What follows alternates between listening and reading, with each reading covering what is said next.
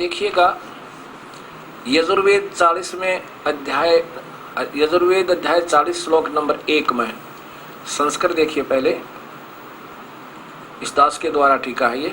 ईशावास्यम इदम सर्वम किंच यत् किंचत जगतायाम जगतः तेन तक्तेन भुजिता मागर्दः कस्य स्वीधनम स्वीधनम।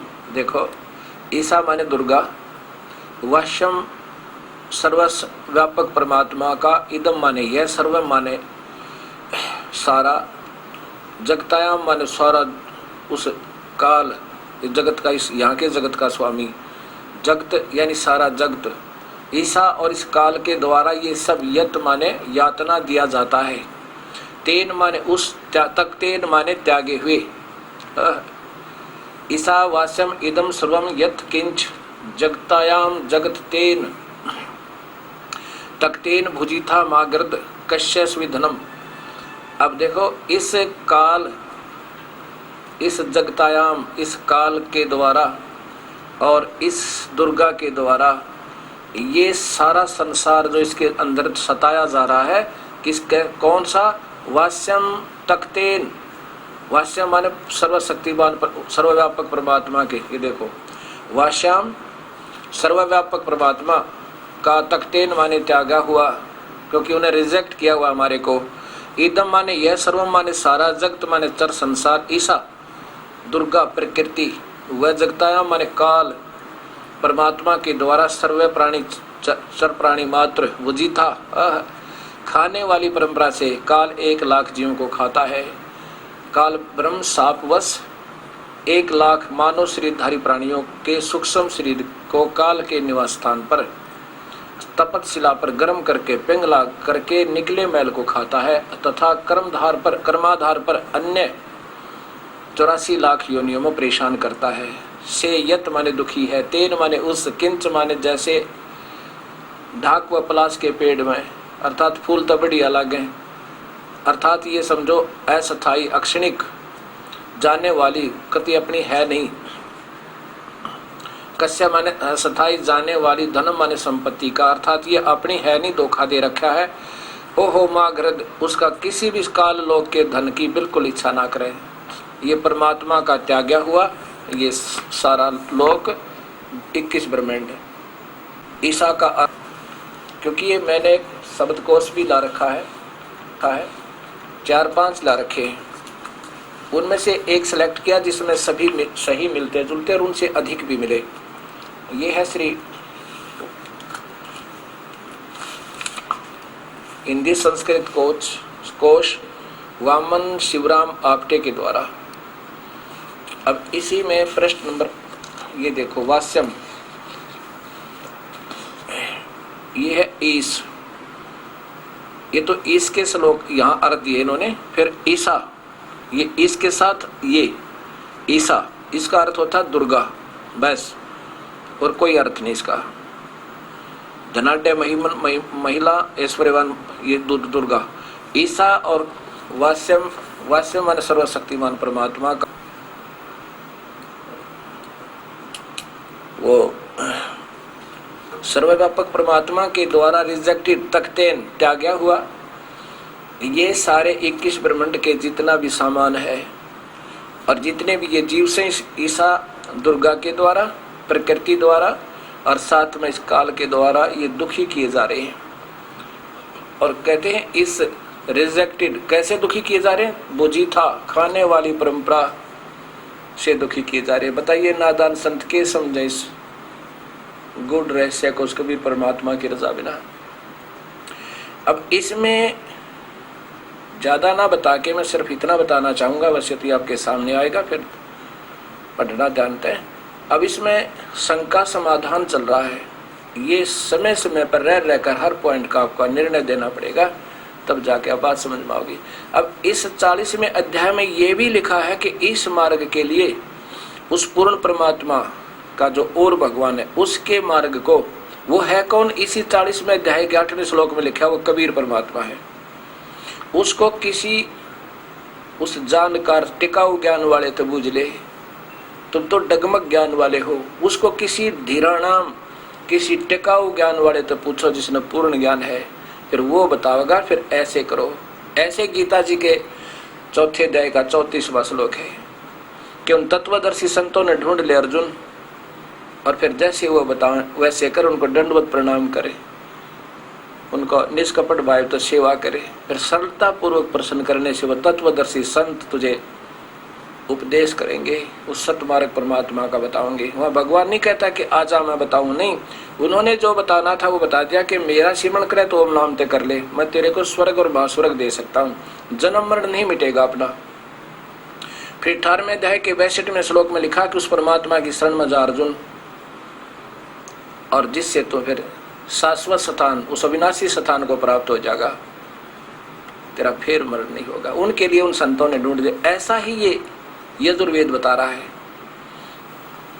कि इसमें आप देखिए, वैसे तो बहुत अच्छा निर्णय है इसमें ऐसा भी लिखा है जो ब्रह्म तक के साधना करते वो भी आत्मघाती है। आत्मा ने लिखा, लेकिन इतना समय नहीं है मैं सारा बता सकूं। तो उसके बारे में बताया है कि किसी टिकाऊ ज्ञान वाले तो पूछ ले। ये देखो अध्याय नंबर यजुर्वेद का अध्याय नंबर 40 का श्लोक नंबर ये 10 है, श्लोक नंबर 10 है। और फिर 13 में देखियो,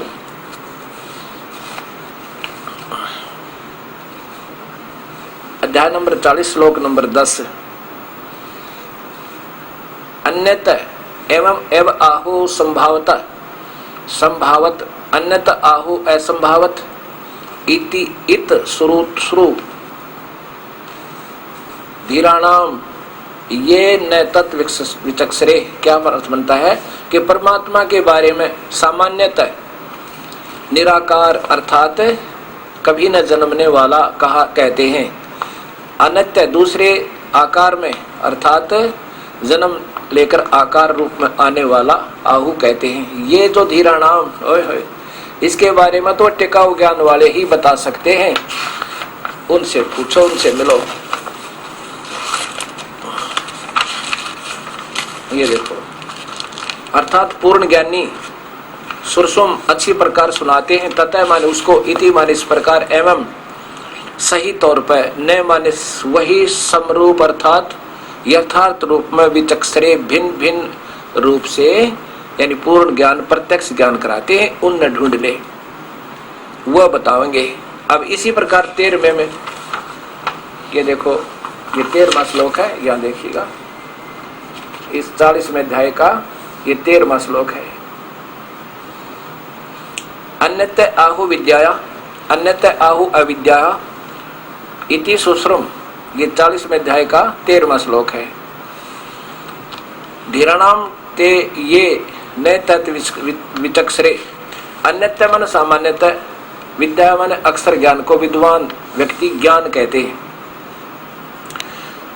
अन्य दूसरे अविद्या निरक्षर को अज्ञान आहु कहते हैं। इति इस प्रकार ने माने वास्तविकता, ये माने जो धीराणाम पूर्ण परमात्मा के पूर्ण ज्ञान को जानने वाले, टिकाऊ ज्ञान वाले, एवं माने सही प्रूपतः, विचक्षरे माने विस्तृत व्याख्या के साथ बयान करते हैं, तथा माने उस तत्व ज्ञान को सुश्रुम अच्छी प्रकार सुन।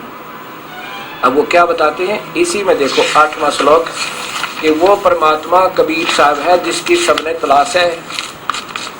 ये देखो, ये है वो अध्याय यजुर्वेद अध्याय नंबर 40 श्लोक नंबर 8। ये देखो, ये दास के द्वारा भाषा भाष्य आपको मिलेगा, इसमें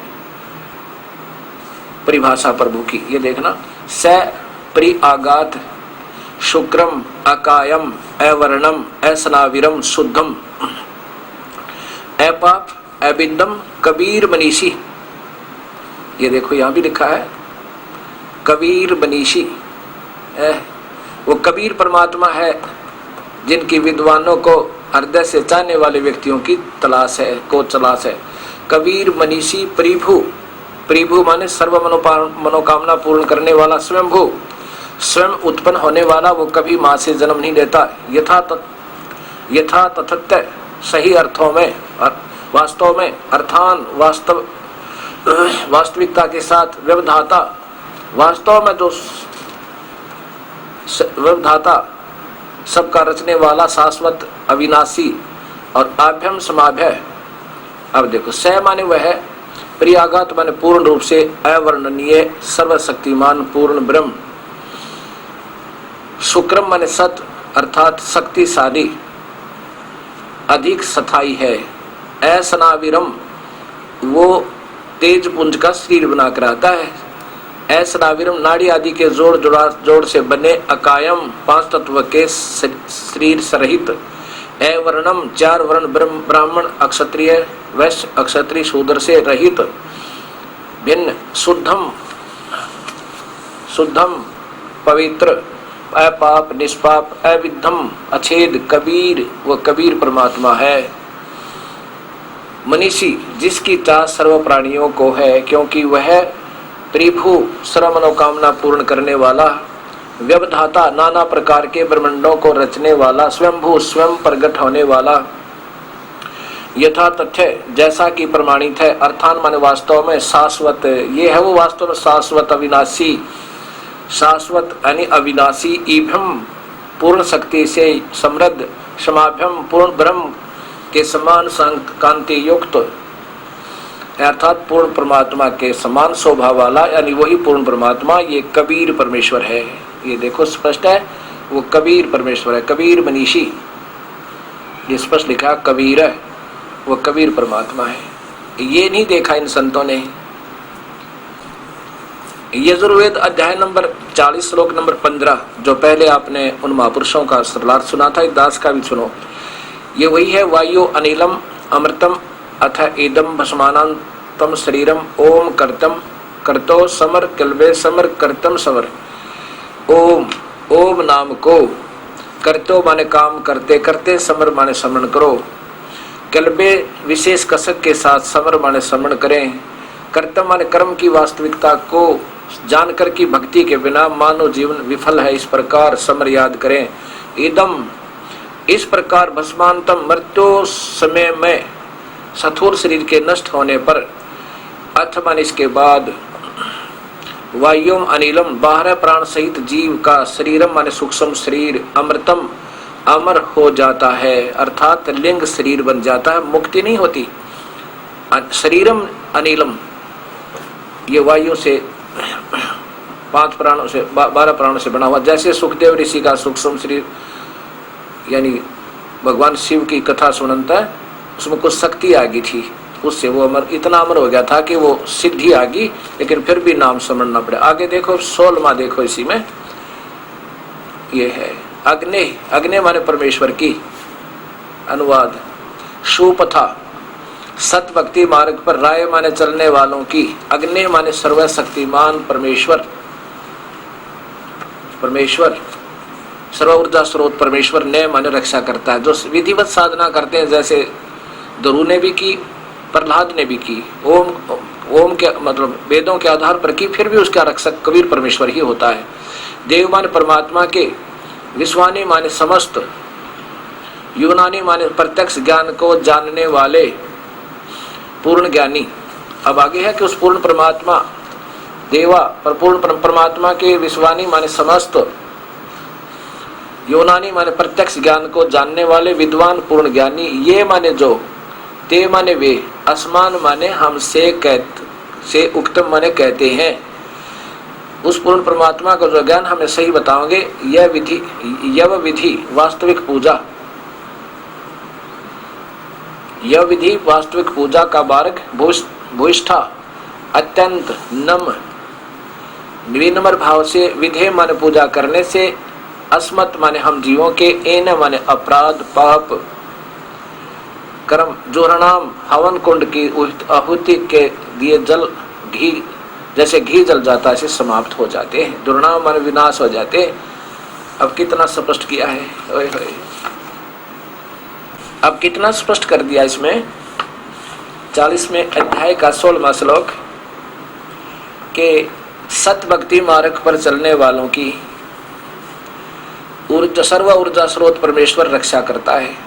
ओम नाम का जाप वेदों अनुसार भी अगर कोई साधना करता है और मर्यादा में चलता, पूर्ण परमात्मा की भक्ति करता, उनकी भी जितने कर्म आधार पर जो रक्षा बनती है वो कबीर परमेश्वर ही करता है।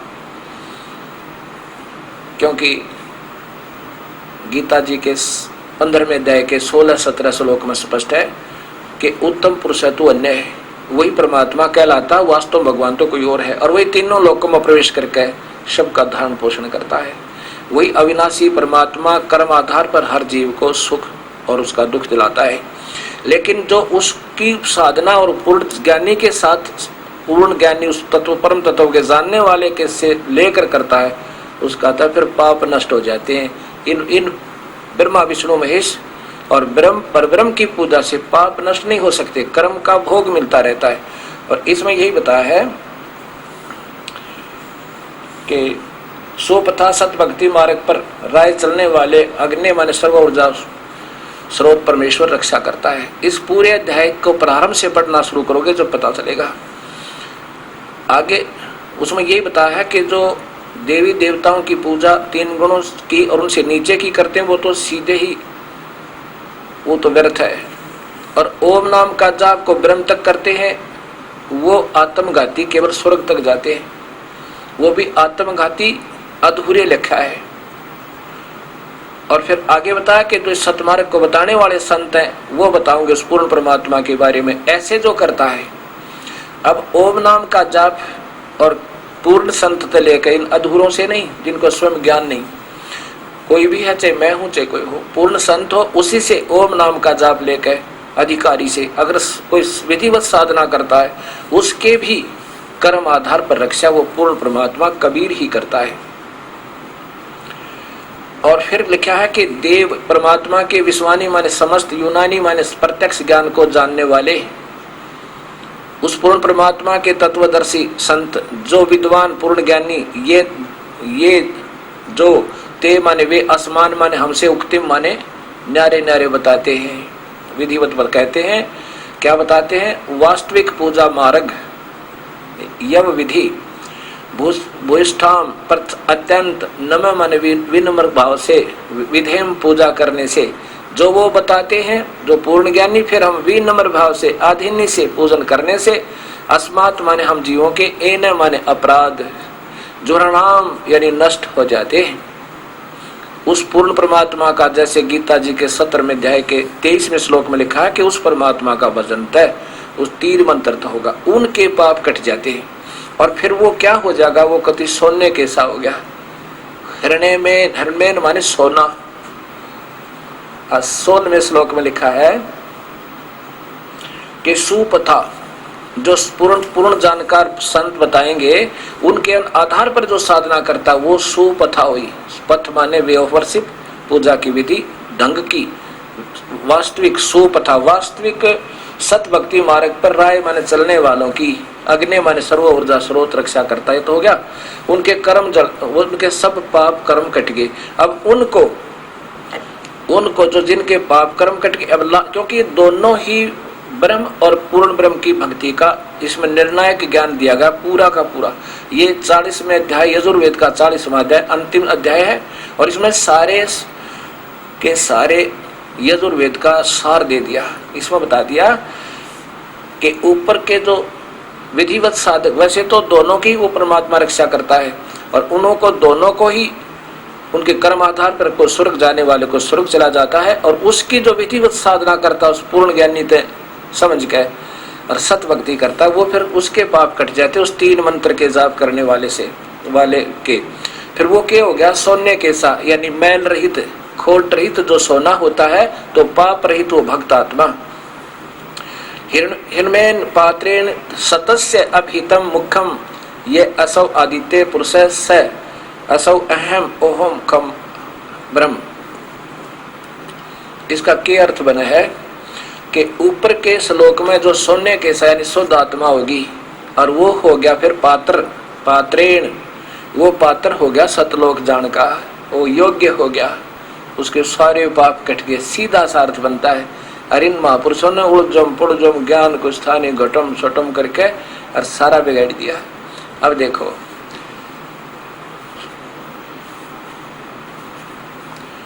हिरमेन जो पापरित हो गया हरमेन माने बहुमूल्य अर्थात मैल रहित सोने जैसा शुद्ध, पात्रेण माने भक्त श्रोमणी उस अधिकारी पात्र हंस को, सतस्य माने सतनाम स्मरण करवा के, ओए होए सतस्य उस सच्चे नाम के, वो 3 नाम से सार नाम बनता है, उस वास्तविक नाम से स्मरण करवा के, ये माने जो आदित्य माने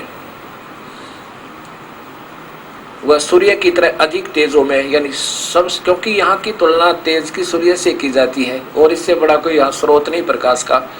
उस आदित्य का अर्थ सूर्य भी होता है और सूर्य का अर्थ ब्रह्मा, ब्रह्मा का अर्थ सृष्टि रचनहार वो कबीर है, ऐसे बनता है। आदित्य सूर्य की तरह तेजों में, कबीर पुरुष माने परमेश्वर है। अपहितम वो छुपे हुए, यानी उस मुख्य माने सतलोक में, ऐसा वो माने निर्गुण सरगुण दोनों ही रूप उसके हैं, वहां पे है, वो तो वहां पर है। उसी पर सह माने उसी प्रकार अहम ब्रह्म, अहम माने मैं, ओम नाम के जाप करने वाला मैं स्वर्ग में, ओम नाम का जो जाप करता है वो स्वर्ग में चला जाता, मैं ब्रह्म, मैं स्वर्ग में रहता हूँ और ओम नाम के जाप करने वाला मेरे पास रहता है, इससे आगे नहीं। अब ये स्पष्ट हो गया इस तरह। अरविंद ने क्या लिखा हिरणवेन, ये सीधा सा है कि पहले जो भक्ति ढंग से करते हैं उनके पाप कट जाते हैं, उनके एन है जुराणाम उनके पाप कट गए। सत भक्ति करने वाले की वो मैल रहित सोने जैसा हो गया, शुद्ध सोने जैसा, और उससे उनकी वो उस परमात्मा के पास पहुंच जाते हैं जो गुप्त है, जो दूसरे स्थान पर रहता है। अब फिर देखो ये वेद, एक बार फिर देखो ये वेद, यजुर्वेद महर्षि दान सरस्वती के द्वारा टीका, ये वही 40वां अध्याय और वही अंतिम श्लोक। फिर देखो, ये मानते हैं कि भगवान कोई और है और स्वयं सत्यार प्रकाश में कहते हैं भगवान कोई आकार में है नहीं, दूसरा है नहीं। 4400 अध्याय श्लोक नंबर ये 16 था और ये 17वां, इनका 16वां भी पढ़ के देख लो एक बार, लेख कैसे लिखा है। यहां से देखो,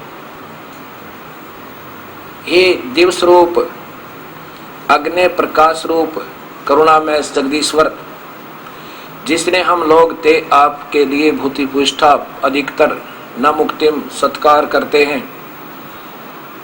पूर्व प्रशंसा का विशेषम सेवन करें, उसे विद्वान सबको जानने वाले आप, अस्मात् हम लोगों के जुराणाम कुटिलता रूप इन पाप कारण को योवित पृथक कीजिए। अस्मान हम जीवों को विज्ञान धन व धन से हुए सुख को से के लिए धर्मानुकूल मार्ग से सुपथा, तस्मात्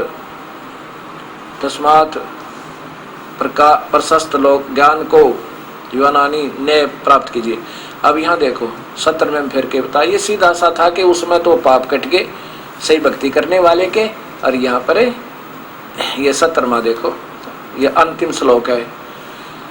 इसका अर्थ ये बना था, जो सोने कैसा हो गया शुद्ध मैल रहित, उसको पूर्ण परमात्मा के लोक में चला जाता है। हिरण्यमय ज्योत स्वरूप पात्रेण रक्षक, पात्रेण का अर्थ होता है अधिकारी हंस, इसने मुझ से पात्रेण रक्षक मुझ से अविनाशी कारण के अपहितम आच्छादित मुखम, मुख के तुल्य प्राण सूर्य, यहाँ देखना है प्रकाशित अंग किया जाता है। यह जो असो माने वह आदित्य प्राण व सूर्य मंडल में, पुरुष है माने पूर्ण परमात्मा है, यानी कोई और भगवान है उस ब्रह्म तन्यारा। स माने वह असो प्रोक, वो तो प्रोक्ष है, प्रोक्ष रूप है, वो तो दिखता हमने नहीं दिखाई देता। अहम अहम मैं खम, अहम यह ब्रह्म, अहम मैं ब्रह्म, खम आकाश यानी स्वर्ग में रहता हूँ, ओम नाम वाले को वहां स्वर्ग ले जाता हूँ। बस इसका सीधा सा अर्थ है कि मेरा जाप करने वाला, मुझ ओम नाम का जाप करने वाला स्वर्ग तक आता है। खम। अब फिर हम गीता जी के अंदर फिर प्रवेश करते हैं। अध्याय नंबर 7 का श्लोक नंबर 16 आपने सुना।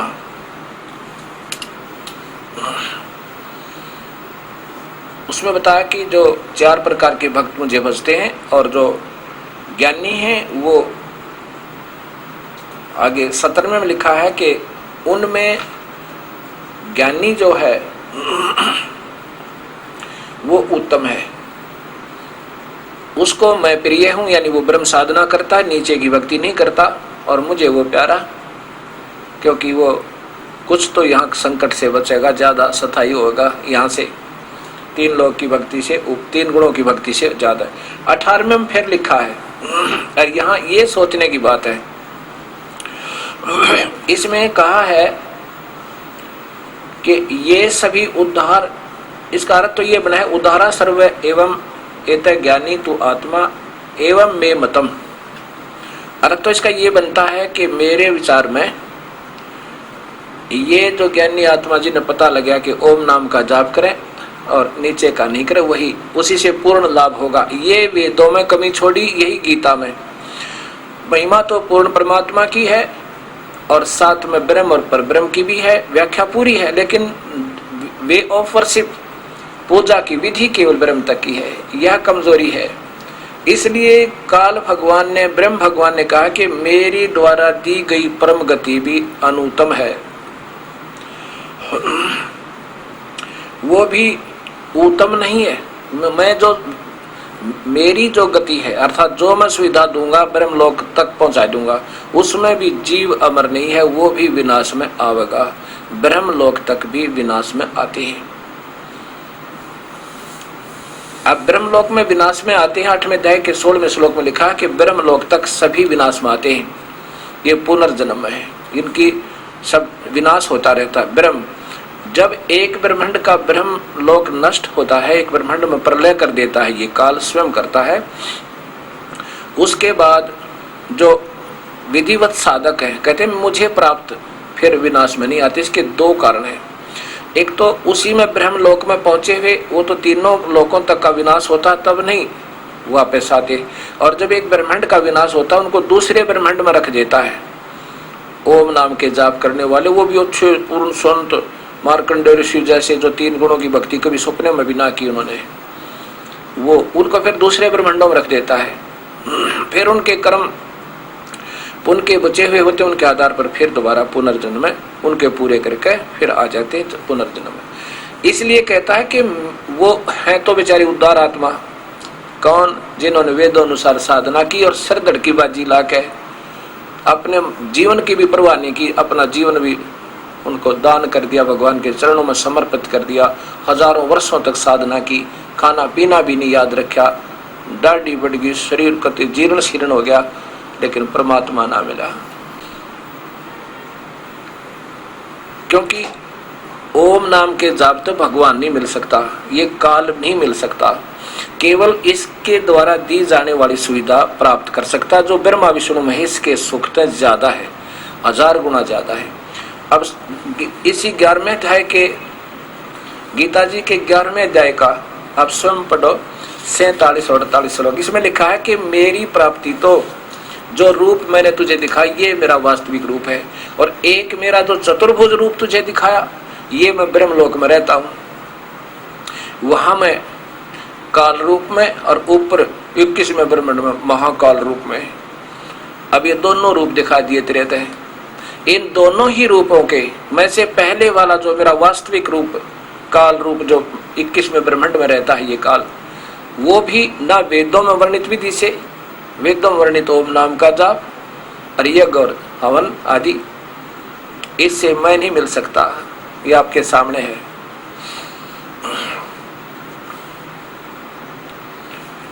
अब यही गीता जी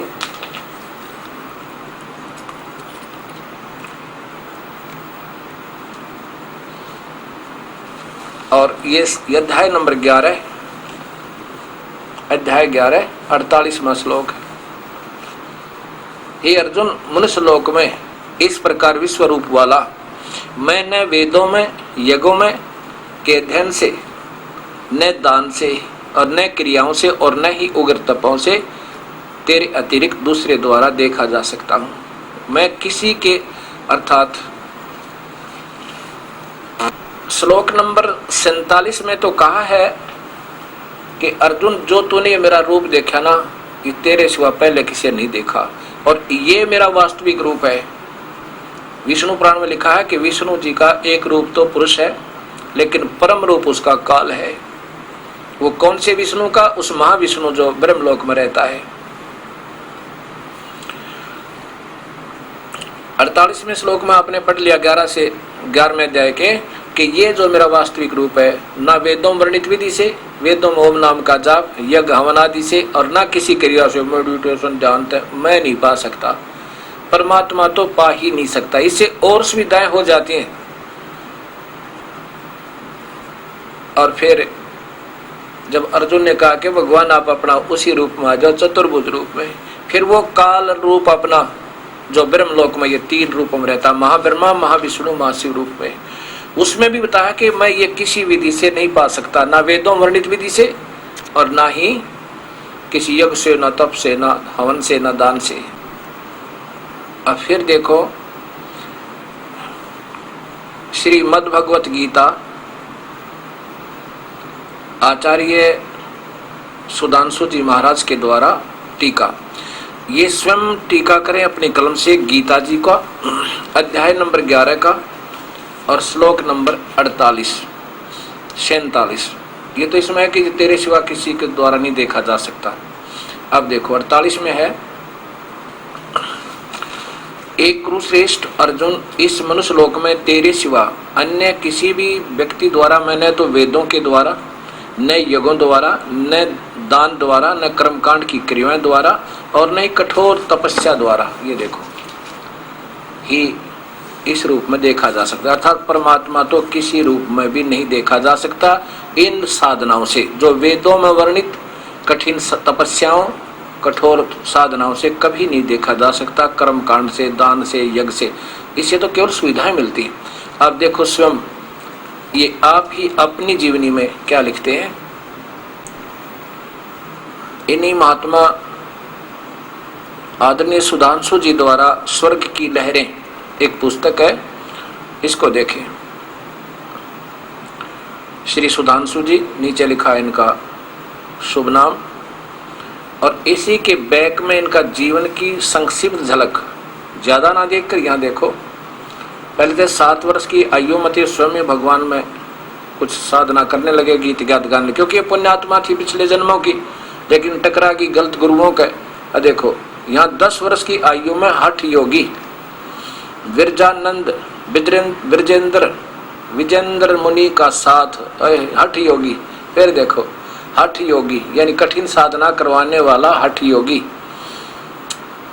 का साथ, ध्यान साधना की कठिन की प्रक्रियाएं, ओए मालिक से भी घबराए नहीं। ये देखो बाल यश सपाल साधना पथ के अडिग पथिक बनकर अंतर शक्तियों को जागृत करने की किया, गुरुकुल पद्धति के शिक्षा प्राप्त की, और महाविद्यालय से 2 विषयों के में एमए किया।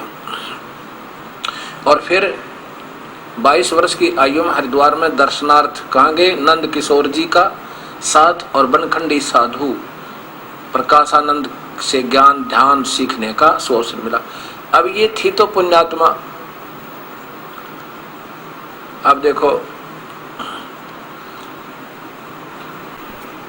अब ये आदरणीय सुधांशु जी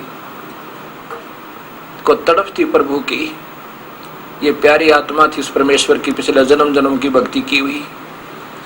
अब ये टकरा गई उन हठ योगियों का। अब हर इंसान भ्रम रहा है, भटक रहा है, टो रहा है भगवान को, सत कहीं मिल जावे। अब जो उसको जो समय होता है उस तड़प का, उस समय उसको गलत साधक मिल गए, तो वो बेचारी क्या करे आत्मा, उसी को सत्य मान कर फिर उस पर आरूढ़ होगी, तन मन धन तो लग गए। अब ये डलेट हो रहे हैं। गीता स्वयं अपने कर कमलों से लिख रहे हैं कि कठिन तपस्याओं से मैं नहीं मिलूं, फिर ये कठिन तप क्यों कर रहे हैं, प्रभु तो मिल ही नहीं सकता। वो कैसे मिलता आगे बताया है कि अनन्य भावता है। अनन्य क्यों करे, किसी देवी देवता की पूजा ना करे, वो भी मेरे चतुर्भुज रूप को केवल दूर से देख सकता है। जैसे ब्रह्मा विष्णु महेश पर कृपा की और तीनों को इस विमान में बैठाया। देवी भागवत महापुराण 3रा स्कंद पढ़ना। और दूर से दर्शन किए महाब्रह्मा महाविष्णु महाशिव रूप में, एक ब्रह्मा और देखा, एक विष्णु और देखा, एक शिव और देखा। बस इतनी कृपा कर सकता हूँ, वो भी जो मैं चाहूं तो कृपा करके, अन्यथा भगवान प्राप्ति तो है ही नहीं। वास्तविक रूप तो मेरा कोई देख ही नहीं सकता और जन्म मरण मिट नहीं सकता। इसलिए अब यहाँ कबीर साहब कहते हैं, कहें कुछ और करें कुछ, वो कैसे राम न पावे। अब गीता जी के 7वें अध्याय का 18वां श्लोक सुलझाने के लिए ये सारे प्रमाण देने पड़ रहे हैं। उन महापुरुषों ने, चुनक ऋषि जैसे महापुरुष ने, कपिल मुनि देव जैसे ऋषि जी ने परमात्मा के लिए ओम नाम के जापते ध्यान भी किया, ओम नाम का जाप किया, कठिन तक कठिन शरीर भी की परवाह नहीं की, साधना की, लेकिन प्रभु नहीं पाया। तो पा ही नहीं सकता, स्पष्ट लिखा है ओम नाम के जापता है, क्योंकि वेदों में वर्णित है। परमात्मा तो प्राप्ति हो ही नहीं सकती। इनमें वो तोप बन गए एटम बम। एक समय चुनक ऋषि अपनी साधना कर रहे थे और उन हजारों वर्ष हो गए बैठे न ओम नाम के जापते, वेदों के उत्कृष्ट ज्ञाता थे, ऋषिश्वर थे। एक मानधाता चक्रवर्ती नाम का एक राजा था। उसने अपना एक घोड़ा छोड़ दिया, उसके गले में एक पट्टी बांध दी, उस पर लिख दिया कि जो मेरे घोड़े को पकड़ेगा उसको मेरे साथ युद्ध करना होगा। राजा के पास 72 अक्षौणी सेना है, उसमें विवरण दे दिया। ये चक्रवर्ती माने और ऑल कंट्रोलर और ऑल मतलब सारे पृथ्वी पर का पूरा राजा। तो वो ये देखते रहते हैं किसी छोटे राजाओं की, नवाबों की कोई हिम्मत तो नहीं बन गई मेरे साथ बगावत करने की। इसलिए काफी सैनिक घोड़ों पर एक घोड़ा खाली, उसके गले में पट्टी बांध दी, एक साइन बोर्ड लटका दिया। वो घोड़ा कहां से गुजरा? जहां पर चुनक ऋषि अपनी साधना कर रहे थे और जीर्ण शीर्ण शरीर हो चुका था। जब वो चले गए, राजा ने सोचा, उस ऋषि ने सोचा था कि इस एक घोड़े पर व्यक्ति क्यों नहीं बैठा, बाकी सभी घोड़ों पर सैनिक है। जब वो जाके वापस आ लिए, फिर उधर से गुजरे, उधर से आए तो ऋषि ने पूछा कि वही आ, सोचा कि वही आ रहे हैं, अब पूछूंगा इनसे इस घोड़े पर क्यों नहीं बैठा कोई। तब एक सैनिक से पूछा कि इस घोड़े पर कोई क्यों नहीं बैठा, कोई इस पर सवार क्यों नहीं है, क्या कारण है?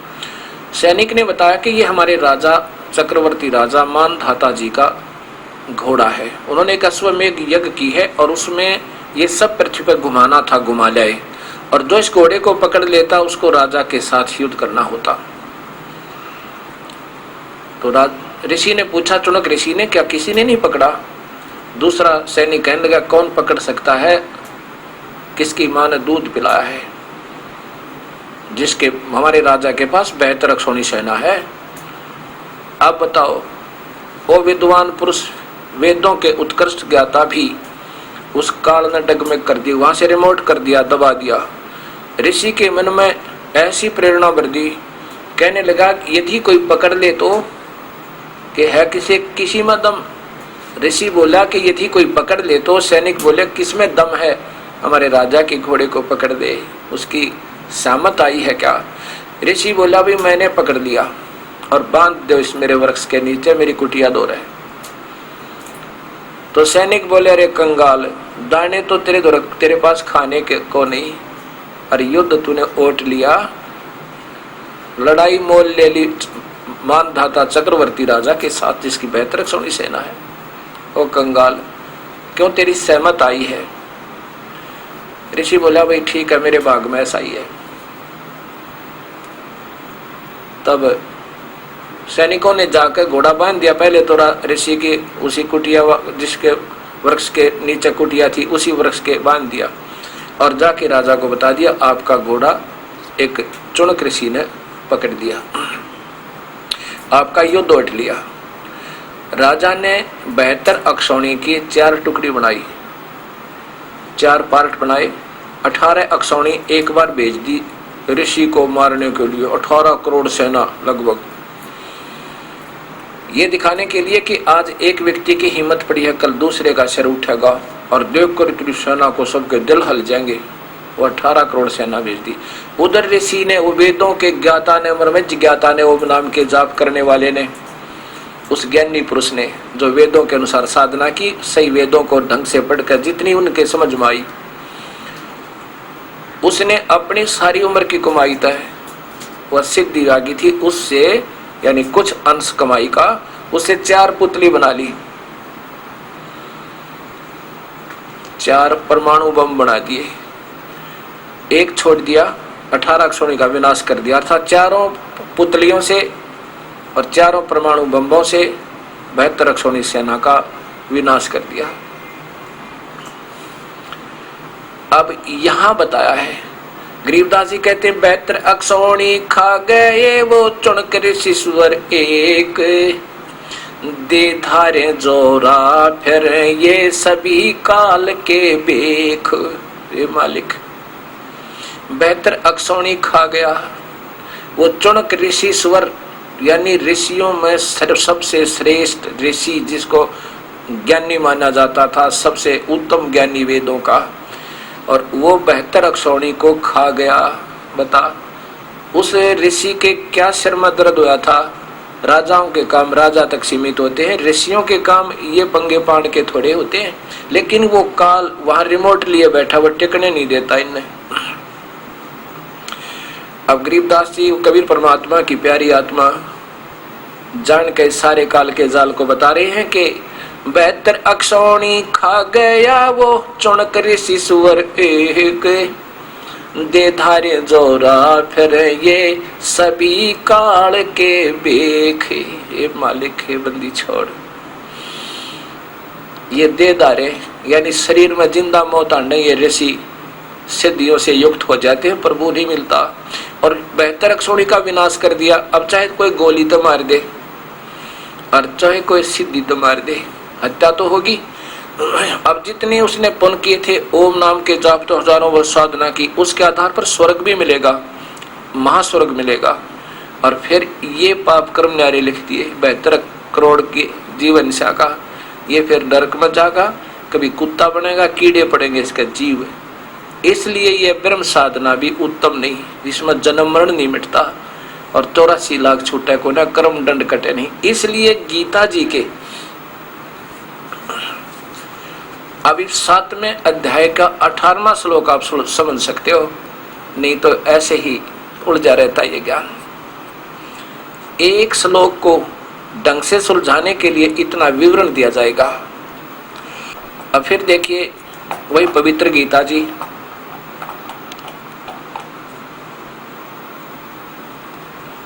श्लोक नंबर, अध्याय नंबर 7 का श्लोक नंबर 18। ये देखिए श्लोक नंबर 18, उदार सर्व एवं एते ज्ञानी तू आत्मा एवं मे मतम। इसका अर्थ सीधा बना है कि वो ज्ञानी आत्मा जिन्हें वेदों अनुसार ज्ञान हो गया कि एक परमात्मा की भक्ति करें, वो है तो बेचारी उदार, यानी सिर भी देने टाला नहीं। उदार माने समर्पण करने वाली, कति श्रेष्ठ, बहुत अच्छी आत्मा है।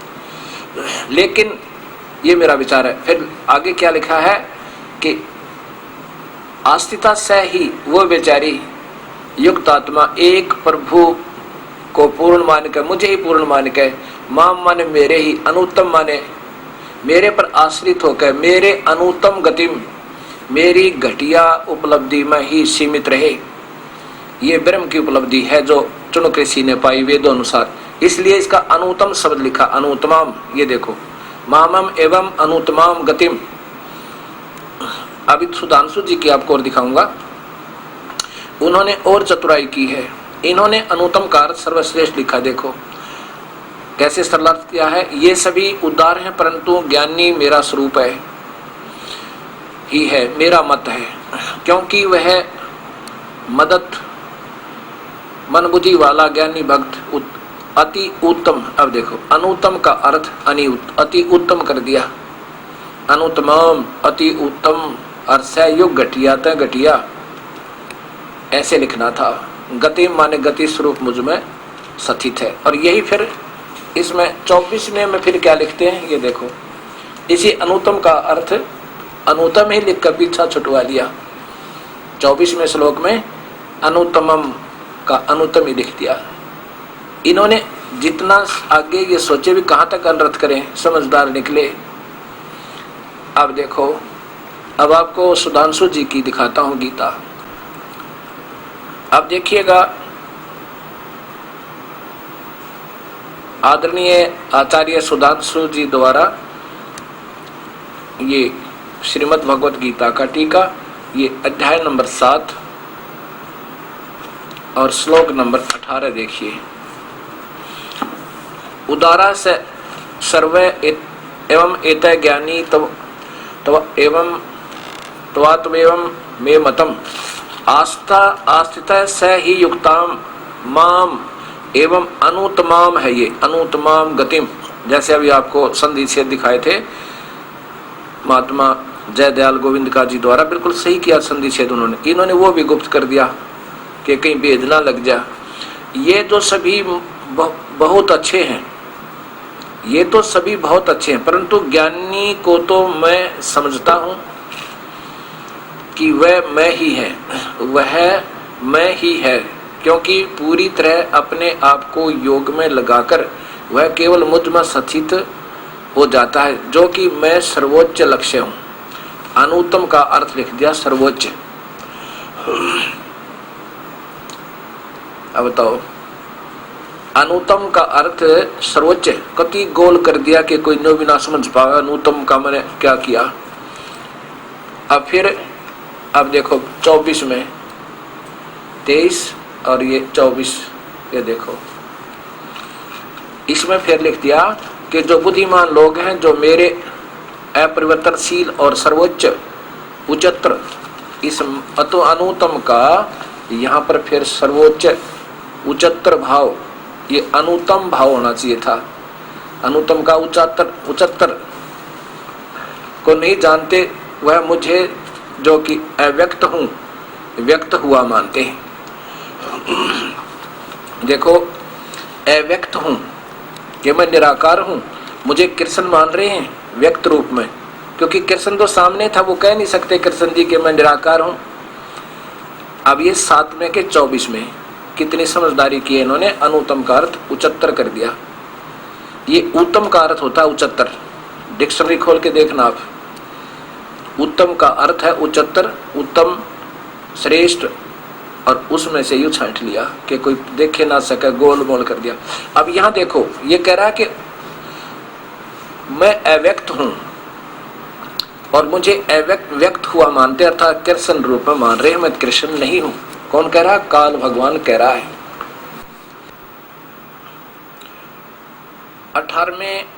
7वें अध्याय के 18वें श्लोक का सीधा अर्थ बनता है कि मेरे विचार में ये सभी ज्ञानी आत्मा है, तो उदार बेचारी सर देने को भी टाल नहीं, अपना शरीर भी सौंप दिया इन्होंने, लेकिन ये मेरे में ये एक समझ कर मुझको और मेरे में लीन आत्मा, मेरे ही अनुत्तमाम घटिया तक घटिया गतिम माने मेरे द्वारा दी जाने वाली राहत अर्थात ब्रह्मलोक तक ही पहुंच पाए।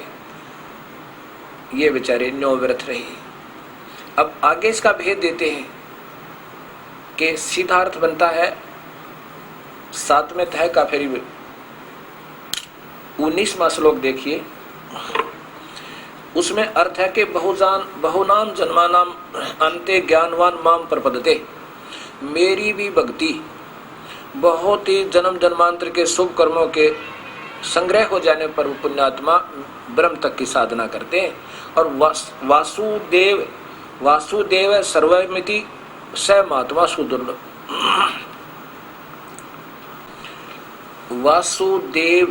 वासुदेव का अर्थ सर्वव्यापक परमात्मा। अब देखो, ब्रह्मा विष्णु महेश को श्री कृष्ण जी को वासुदेव कहते हैं। वासुदेव तो इनके पूज्य पिताजी का नाम था, और वेदों में वासुदेव कबीर परमात्मा को कहा है, सर्वव्यापक। अब ब्रह्मा विष्णु महेश 3 गुण है, रजगुण ब्रह्मा, सतगुण विष्णु, तमगुण शिव जी। और ये केवल एक ब्रह्मांड में विभागीय प्रभु हैं, अपने विभाग में ही व्यापक हैं। जैसे प्रांत का, एक स्टेट का कोई मंत्री होता है, वो अपने विभाग में व्यापक है, उसको अपने विभाग में सर्वव्यापक कह सकते हैं, लेकिन वो सर्वव्यापक नहीं है। मुख्यमंत्री, उसके बाद मुख्यमंत्री भी अपने राज्य में व्यापक है पर सर्वव्यापक नहीं है। प्रधानमंत्री समझो फिर अपने पूरे राज्य में व्यापक है। और वैसे हम कहें कि पूरी पृथ्वी का राजा कोई हो तो वास्तव में व्यापक वो है सब में। अब यहाँ एक उदाहरणार्थ बता रहे हैं। अब यहाँ इसका अर्थ सीधा बनता है कि पहले तो 3 गुणों तक की पूजा में, और इनसे नीचे की में ये बेचारे नादान मूर्ख हैं, अनजान उलझे रहते हैं। और फिर बहुत जन्मों के बाद कोई शुभ कर्म उसका आता है तो मेरी पूजा ब्रह्म तक ही कर पाता है। लेकिन ये कोई ज्ञान देव है कि और परमात्मा है, वास्तव में वासुदेव वो परमात्मा वही है, सब कुछ है, ऐसा ज्ञान देने वाला कोई महात्मा बहुत ही दुर्लभ, बड़ी कठिनता प्राप्त करने वाला। गरीबदास जी कहते हैं, कबीर साहब के प्यारे बच्चे क्या कहते हैं कि उस सच्चे मार्ग को बताने वाला एक पंजाब से झुमकरा, राम राय नाम का एक झुमकरा कहा करते, उसका सरने वैसे उर्फ, जैसे राम राय उर्फ झुमकरा। कबीर साहब की प्यारी आत्मा गरीबदास के पास जी के पास आए थे, और जब उन्होंने यह सत्य ज्ञान सुना, जब कहा था उस सरदार जी ने, दाता ये आज तक किसी ने क्यों नहीं बताया हमारे थे, मैं तो सब जगह भ्रम भटक लिया। तब कहा था, करोड़ों में कोई है नहीं रे झुमकरा, अरबों में कोई गर्क सुनो रे झुमकरा। करोड़ों में तो कोई नहीं पावा तूने, करोड़ संतों में जीवों में नहीं, करोड़ संतों में तो कोई पावा कोई ना इस सतमार्ग का बताने वाला, अरबों में कोई गर्क सुनो रे झुमकरा। और फिर कहते हैं वो क्यों नहीं बताते जिनको ज्ञान तो है नहीं, और वेदों तक का भी सही ज्ञान नहीं बता रहे आपको, वो भी ब्रह्मा विष्णु महेश तक उड़ जा रहे हैं, उनके लिए क्या कहा इस गरीबदास जी ने, तत्व भेद कोई ना कहे रे झुमकरा, ये पैसे ऊपर नाच सुनो रे झुमकरा। ये तो पैसे पर नाच है, इनको तत्व भेद स्वयं ही नहीं ज्ञान, ये कह नहीं सकते।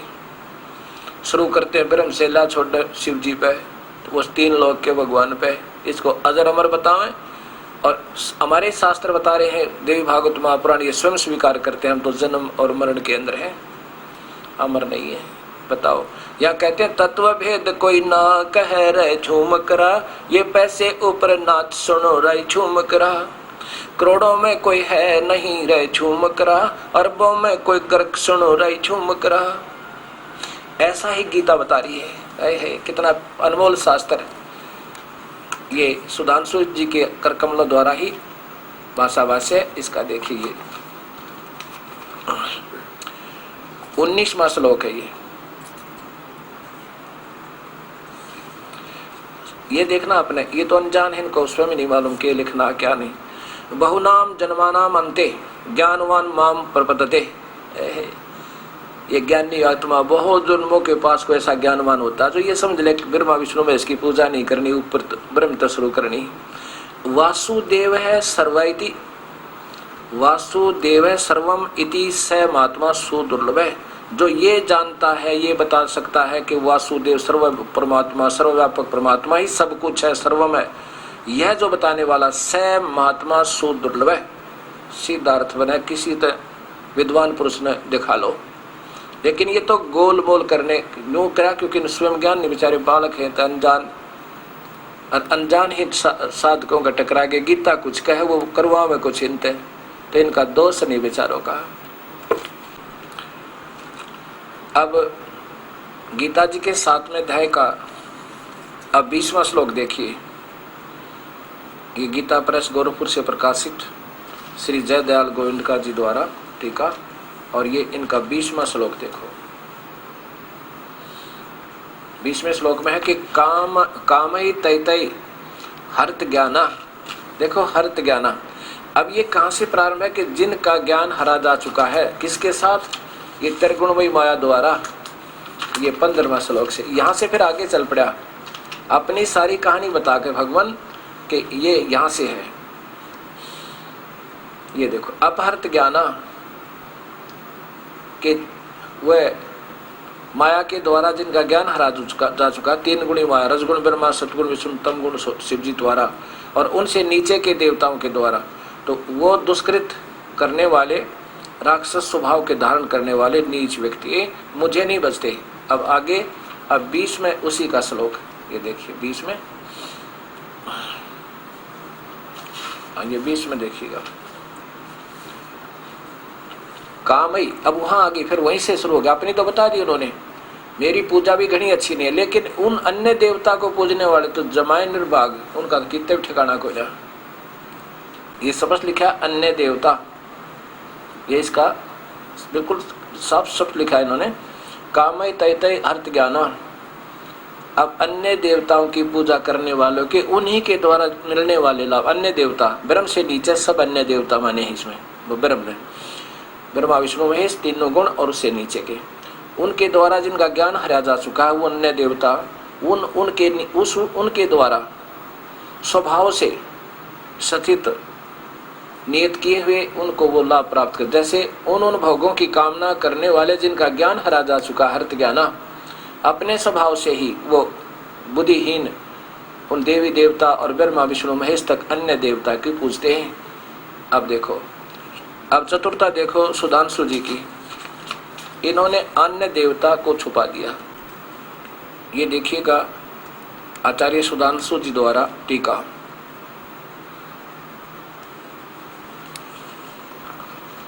ये 20 नंबर श्लोक देखो,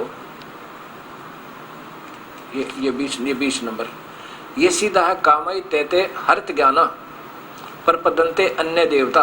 इन्होंने क्या कहा है, परंतु जिन लोगों के मन उनकी लालसाओं के कारण विकृत हो गए हैं, वह अपने अपने स्वभाव के कारण भिन्न भिन्न विद्वानों को करते हुए अन्य देवताओं की शरण में जाते हैं। ज्ञान हर्त ज्ञाना, ये नहीं छोड़ा, जिनका ज्ञान हरा जा चुका है वो अन्य देवताओं को पूजने वाले, वो स्वभाव से उनकी पूजा करते हैं। आगे देखिए 21 में, जो कोई भक्त श्रद्धा पूर्वक जिस भी रूप की पूजा करना चाहता है, मैं उस रूप में उनकी श्रद्धा को अचल बना देता हूँ। अब 22 में हम देखो, उस श्रद्धा से युक्त होकर वह उसकी आराधना करना चाहता है और उससे ही वह अपने वांछित फल प्राप्त करता है, जबकि वस्तुतः वह फल मैं ही देता हूँ। ठीक है, अब ये ब्रह्म काल क्षर पुरुष कह रहा है कि जो कोई जिसी भी श्रद्धा से और जिस देवता को पूज रहा है, ब्रह्मा पूजो विष्णु चाहे शिव जी, उनके योग्य उनकी भक्ति से जो लाभ होना है वो भी मैं ही देता हूँ। अर्थात मैंने उन देवताओं को छोटी मोटी राहत दे रखी है, जैसे मुख्यमंत्री कहे कि इन नीचे के कर्मचारियों को, इनको अधिकारियों को मैंने ही कुछ पावर दे रखी, पर वो पूर्ण लाभ नहीं दे सकते आपको। एक विभागीय मंत्री से पूर्ण लाभ जीव नहीं प्राप्त कर सकता। मुख्यमंत्री कहता है कि मूर्खों मेरे पास आ जाओ, मैं तुम्हें पूरा लाभ दूं। और ठीक है, तुम जिसके उसमें पूज रहे हो, जिसका शरण लिए हुए किसी मंत्री का, अर्थात इन देवताओं का, तो उनको भी मैंने ही कुछ शक्ति दे रखी, उसका अक्षणिक लाभ है, लेकिन मूर्खों की पूजा है ये 22वां श्लोक बताओगा। उनकी वो मैं ही देता हूँ और मैं ही उनको वहीं उनकी बुद्धि स्थिर रखता हूँ, कुएं पढ़ो ना मान देता है। अब देखो 23वां श्लोक स्पष्ट करता है, इसमें स्पष्ट लिखा है कि परंतु ये अपने कलमों से, क्योंकि संस्कृत स्पष्ट है, ये देखो ये सुधांशु जी अब 23 में देखिएगा, लेकिन उन अल्प बुद्धि वालों का वो ब्रह्म स्वयं ही कह रहा है, परंतु उन अल्प बुद्धि वाले लोगों द्वारा प्राप्त किए जाने वाला फल अस्थायी होता है। देवताओं को पूजने वाले लोग देवताओं को प्राप्त होते, किंतु मेरा भक्त मेरे पास पहुंचता है। अब पहुंचता कहाँ है? महास्वर्ग में बस। और मेरा भक्त, और इन ये तो अल्प बुद्धि मूर्खों का की पूजा है, ब्रह्मा विष्णु महेश तक की तो, और उससे नीचे के अन्य देवताओं की, ये भगवान कह रहा है। आगे देखो, अब 24वें श्लोक में लिखा है कि जो बुद्धिहीन लोग मेरे अपरिवर्तनशील सर्वोच्च अनुतम, ये अनुतम है, इसको सर्वोच्च उच्चतर भाव को नहीं जानते, ये तो घटिया लिखना था, निम्न सत्र का नहीं जानते, वह मुझे जो कि अव्यक्त हूं व्यक्त हुआ मानते हैं। अव्यक्त, ये देखना 7वें अध्याय का 24वां श्लोक है। अव्यक्त हुआ मानते हैं, व्यक्त माने व्यक्तिगत रूप में आकार में कृष्ण रूप में मान रही है, मैं कृष्ण नहीं हूं, स्वयं कह रही है भगवान।